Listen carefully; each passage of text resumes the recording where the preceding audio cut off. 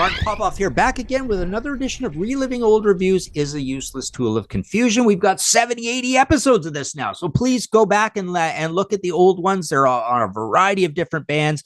They're short. They don't take up a lot of your time. It's basically me reviewing a review and letting you know what I think of the album as I review the review. It's kind of a neat vehicle for me to talk about these albums again and seeing what these guys say. It evokes thoughts in my head to comment on. So that's the concept here.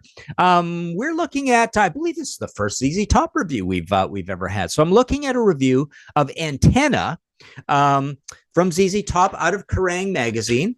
And I really like this album. I think they did a really good job in the 90s. This is why they're one of my favorite bands, because I love to death Rhythmine. I really like Antenna as well, and I love Mescalero. And the other ones aren't too bad either. But let's see what Paul Elliott has to say of this 4K star review. So he's going to like it. He hasn't gone 5, but he's gone 4. Okay. This ZZ Top's 11th album is their first for RCA, but otherwise it's pretty much business as usual for the coolest band on the planet, as Sylvie Simmons rightly dubs them elsewhere in this issue. Antenna is billed as a return to the roots of ZZ Top's blues rock. Absolutely not. It has nothing to do with that at all. It's actually more futuristic than than all of the 80s albums, actually, including the famously futuristic one, Eliminator, right? We get Eliminator Part 2 and Afterburner. Recycler ain't that great either. But I think this is a great return to them making really cool albums, but it's futuristic. They have gone even further. Okay. Antenna's billed by a pleasing traditional touch. The album has a page of liner notes which buzz. Hell, Billy's guitar tone is right out of Tres Hombres. I don't know about that either. Billy is, of course, Billy F. Gibbons, guitarist, vocalist, and all-around weird beard. And Tres Hombres is ZZ's classic 1973 release, arguably their greatest recording. Tres Hombres is simple, earthy Southern American blues and boogie at its very finest, not to mention quirkiest. Antenna, while certainly the rawest and rootsiest album the trio have recorded since the Watershed Eliminator 11 years ago, is still unmistakably a contemporary release. Yeah, it is unmistakably a contemporary release because it's absolutely 1,000 miles in the other direction of rootsy and raw.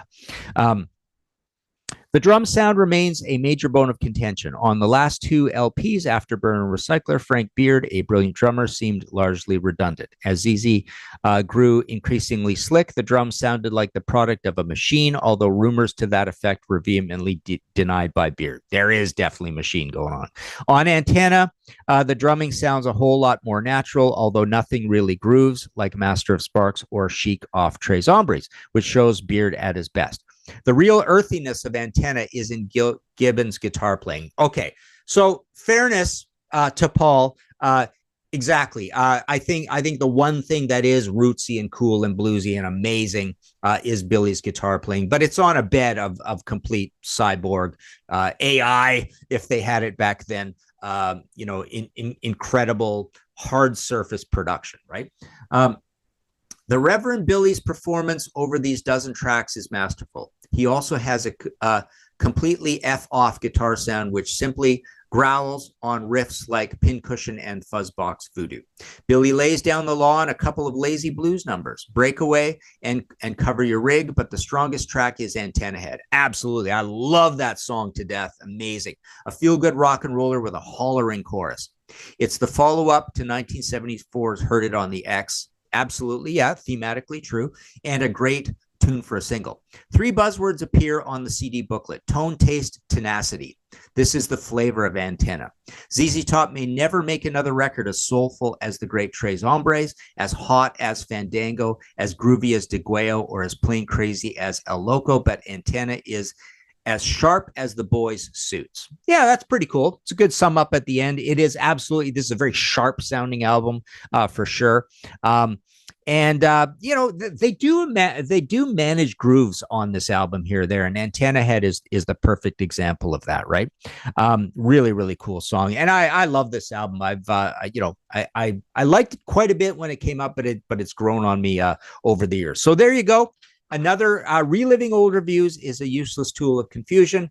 Please hit like if you like my review of this review or Paul Elliott's review itself. And subscribe if you haven't done that already. There you go, ZZ Top Antenna.